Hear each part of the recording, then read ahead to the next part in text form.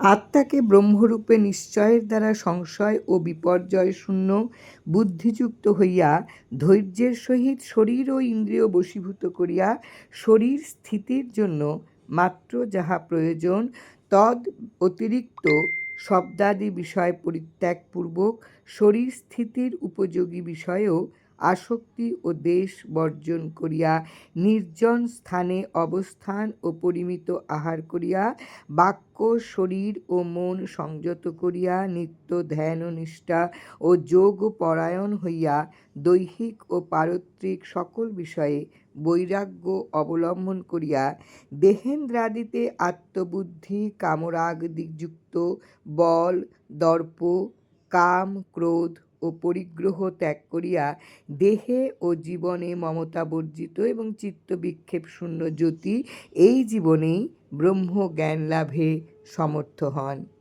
এই ক্রমে ব্রহ্মভূত ও অন্তরাত্মাতে আবির্ভূত আনন্দ প্রাপ্ত হইয়া জ্যোতি কোনো বিষয়ে শোক করেন না এবং কিছুই আকাঙ্ক্ষাও করেন না।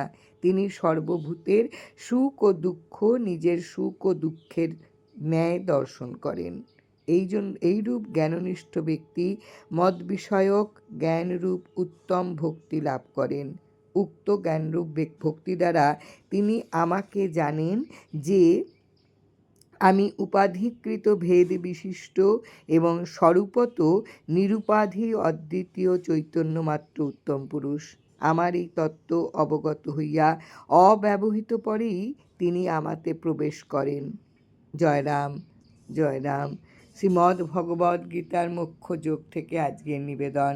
গুরু কৃপাহি কেবলম।